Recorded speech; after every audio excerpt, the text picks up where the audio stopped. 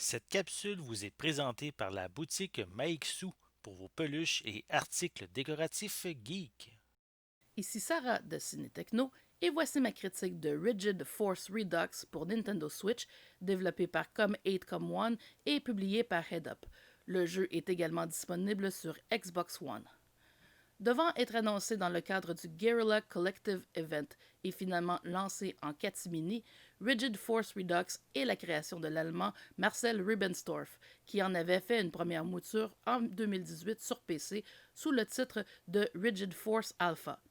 Il s'agit d'un jeu de tir à l'horizontale qui rappelle les séries classiques Gradius et R-Type.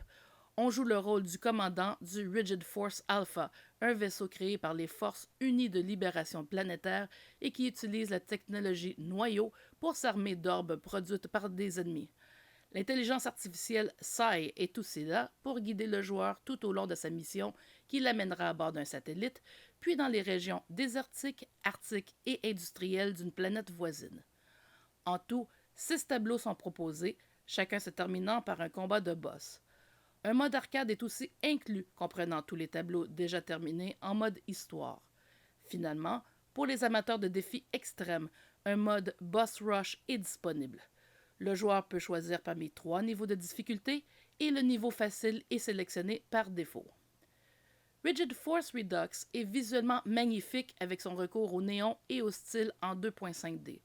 Cependant, l'écran peut parfois devenir chargé et il est alors difficile de bien distinguer tous les détails, surtout en mode portatif.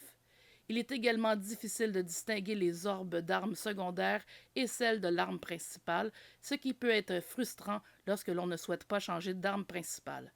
Même en jouant au niveau facile, la deuxième moitié du jeu peut donner du fil à retordre et devenir frustrant si on n'a pas la patience d'essayer encore et encore jusqu'à ce qu'on maîtrise tous les détails du niveau ou que l'on connaisse tous les mouvements du boss. Heureusement, le jeu est généreux en continu, 3 pour commencer, et ce nombre augmente au fil du jeu. À partir du menu principal, il est par ailleurs possible de sélectionner le tableau par lequel commencer parmi ceux terminés. La trame sonore de type synthwave, signée Dreamtime et Michael Chait, est bien entraînante même si on finit par ne plus la remarquer au fil du jeu.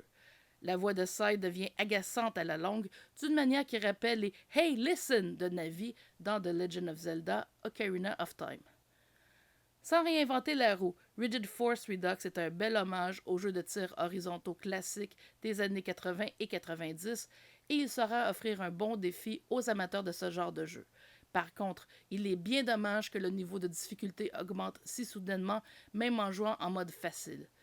Le fait qu'il s'agit d'un jeu indépendant créé par une toute petite équipe est très impressionnant. Il est disponible pour 25$ canadiens sur le eShop ou la boutique Microsoft. Rigid Force Redux obtient la note de 7.5 sur 10. Merci d'avoir été à l'écoute.